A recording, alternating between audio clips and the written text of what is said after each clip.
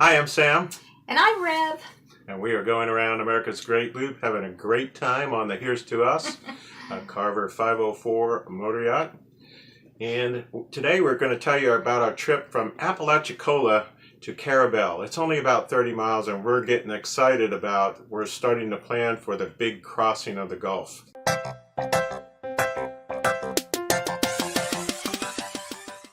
We got up about 7:30, and because we were parked close to a coffee shop in Apalachicola, we made that short walk over and met our buddy boat Archimedes over there for some coffee. Yeah, great little coffee shop there. Highly recommend it. And then we kind of, coordinated a time so that they could unraft. And they left about, I guess, 9:30, and shortly after that we left. It was very low visibility getting out of there. We went under the Bryant Grady Patton Bridge. Immediately out of there. Mm-hmm. It was a very cloudy, dreary, soggy, sprinkly, rainy day. And fortunately, it was only about 3 hours from Apalachicola over to Carrabelle, our destination. Yeah, so we went under another bridge called the St. George Bridge as we got across the St. George Sound there. And we could see off to the right, we could see the Gulf of Mexico, where we were going to be going the next day or two. And even as we're going along, I was looking at some of the weather apps to see, how the crossing was going to go in, and it looked like there was a favorable window to go. So we were getting excited about doing that. Very. Yeah. Hi there. From the bridge of the Here's to Us, we are going from Apalachicola in Florida, now in the Eastern time zone, to Carrabelle, where we will fuel up, pump out, and get ready for the crossing. The crossing is about 170 miles. We're planning to go from Carrabelle to Tarpon Springs. And so when we get in there, there's going to be a meeting of several other boats who are looking for a suitable weather window. And I'm sure people are going to be going at different speeds, and there's different boats. So we'll be looking at wave heights and winds and optimal conditions. Right now, it looks like a very good window to leave and do an overnight crossing on Saturday night into Sunday morning. And one of the great things about it is looks like the skies are going to clear up. You can see right now it's pretty overcast, but clear weather's on the way. And we will leave to depart so that we get into the open ocean just around sunset.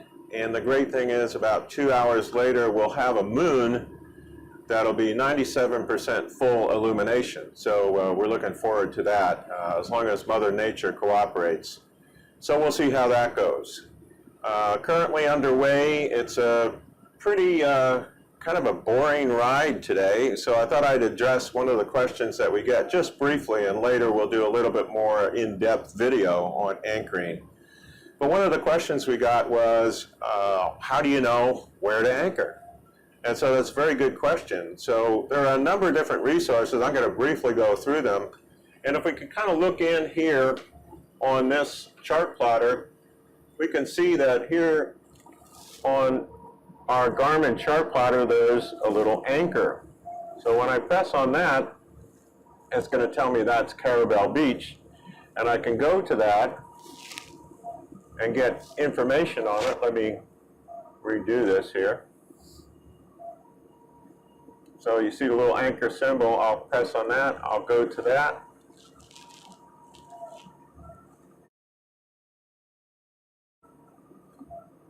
Carrabelle Beach, I'll go to that. And here it tells me people are actually putting in when they got there. So it is really, as people update this, you can go through and see comments on it, the dates of the comments. Here's one from 2018. So it's only as good as people update it, but that is the most up to date. So that's through Active Captain. And Active Captain also shows up not only on Garmin, but it shows up on Navionics, and I'm also told I don't use it, Aquamaps, that it shows up there as well. Another great resource is an online resource called Waterway Guide, but I've also purchased a hard copy of the Waterway Guide. Waterway Guide online, you can go on there and find the anchorages as well, and I think the data sharing between Active Captain happens there because a lot of the things look pretty much the same. Waterway Guide online doesn't cost anything to join. You just log in with an email. They'll get your email and they'll send you things. You can opt out if you want. But it also gives you access to the marinas and real-time information on that and fuel prices. And so I highly recommend that. Through Waterway Guide, you can also purchase these just by being a member with your email for a 20% discount, as well as one of these is called Skipper Bob. Skipper Bob has passed away, but Skipper Bob had done the loop a number of times. And so in the Skipper Bob book, you will also see anchorages in there as well. So you can compare that, and that's at a 20% discount. You can also get the online version of that. And then there are a number of other books. Here's one by Captain John, the Looper's Companion Guide, and I heard that he has done an update to that, so you can go and purchase all those. You can become overwhelmed with the amount of information on the boat. So a lot of it is you gather the information from these various sources, and then you look at your chart plotter and make your own decision based on your own boat. So a little bit about anchoring, and we'll talk more about that, but hope that answers the question, which is a very good question we got from one of our subscribers. So pretty much that 3 hours in the boat, the scenery looked about the same. It was cloudy, it was rainy, it was soggy. And with the exception of that bridge that Sam mentioned, it was pretty much the same scenery the whole day. However, when we started coming in to Carrabelle, we saw several dolphins, and so cute. Always excited to see them. There's this, I hate to call it a cute little town. I don't want to insult anybody, but it's just, there are condos. There are a lot of docks because people have boats. There's marinas. It just looks like the perfect marina town. And I was doing such a great job sightseeing. What? Oh, man. I forgot to be actually aware of my speed. Yes. Okay, so he's telling you all the time to not to wake other people and how bad waking is other people, and what did you do? Yeah, so this is an example of what not to do. Yes, exactly. And a lot of it was my fault totally. And as soon as I saw it, we slowed down and we didn't wake him too bad. But I was still pretty much embarrassed about what we did there. Yeah, so. He was in the doghouse for a while. Anyway. In fact, when we went to Docktails, Docktails was a combo thing. Right? Yeah. Docktails and a meeting. Yeah, it was Docktails and a meeting of boats.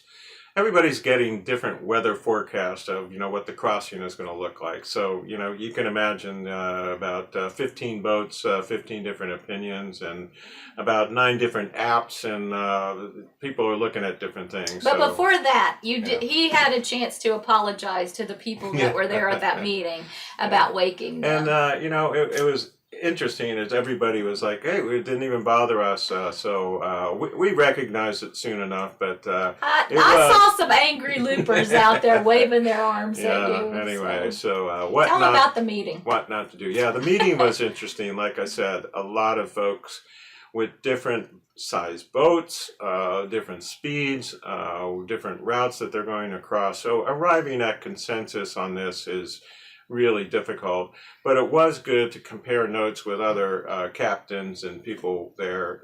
They had weather reports, and so it was worthwhile. After that broke up, though, we came back to the boat, dumped our stuff off, and went to Fathoms. Yeah. There is a restaurant right across the street from we're at a marina called Moorings, Mm-hmm. and right across the street there's a restaurant called The Fisherman's Wife. We heard that was really good, but we heard that Fathoms had live music, and we do enjoy that. So we made the longer trek down to Fathoms, had some seafood, and heard live music, and Yeah, it was it's a pretty really good way to experience Carrabelle, because we got to walk around town a bit. Yeah. And then made the walk back, got back, and I guess it's good we came back when we did, because But wait, on the way back, we passed a marina, and up on the sign, it said they had gas, something, I can't remember now, and ammo, like something never seen before. Yeah, so anyway, you can tell you're out in the panhandle of Florida out here, which is really kind of neat. We ducked into the IGA, made it in there Yes. for about 3 minutes to go, and got some ice cream. That's another good thing about this marina. You can walk right across the street to a Mhm. grocery store. Yeah. Very convenient. Yeah, highly recommend the moorings here, and they also give you free breakfast, and the fuel is rather cheap, $2.62. Okay. $2.62 for a gallon of diesel, which is the cheapest we've seen Alright, so yeah. far. So we had another meeting in the morning, and it looks like an overnight crossing is in our future. So we are excited about that. Today's the day. Yeah, and it looks like, at least from a planning perspective, the waves are going to be good, the winds are going to be good.